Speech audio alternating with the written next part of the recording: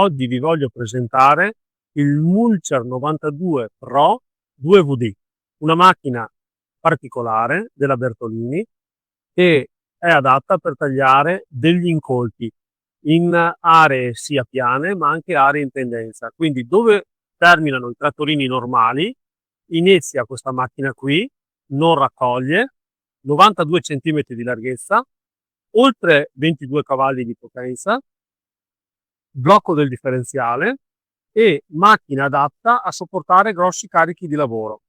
Abbiamo il blocco del differenziale, abbiamo una pedana, diciamo, con la possibilità di avere una comoda presa anti-scivolamento, abbiamo il cruise control, quindi abbiamo una velocità da impostare sempre costante e soprattutto l'avanzamento è idrostatico.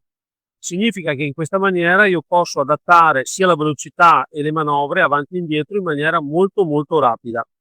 Chi deve utilizzare questa? Chi può utilizzare questa? Chi ha situazioni estreme. Questa macchina è dotata di una struttura con dei muscoli. Significa che di fronte a delle situazioni estreme, ho un campo pieno di rovi, c'è anche qualche rametto, ci sono delle pietre, questa è in grado di sopportare molto meglio i colpi rispetto a una macchina normale.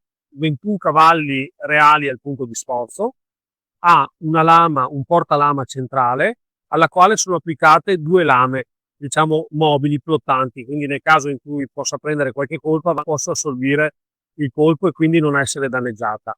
Ha ruote tractor, quindi ha un'ottima motricità e soprattutto il baricentro è basso, significa che posso andare anche su delle pendenze con diciamo una certa sicurezza. Per chi ha particolari necessità di pendenza esiste anche la versione a 4 ruote motrici. Se avete bisogno di un trattorino semplice, compatto, che possa passare anche in posti stretti ma molto robusto, tenete presente il Mulcher 92 Pro 2VD. Se desiderate vedere la macchina venite a trovarmi e qui troverete sempre un esemplare. Ciao a tutti!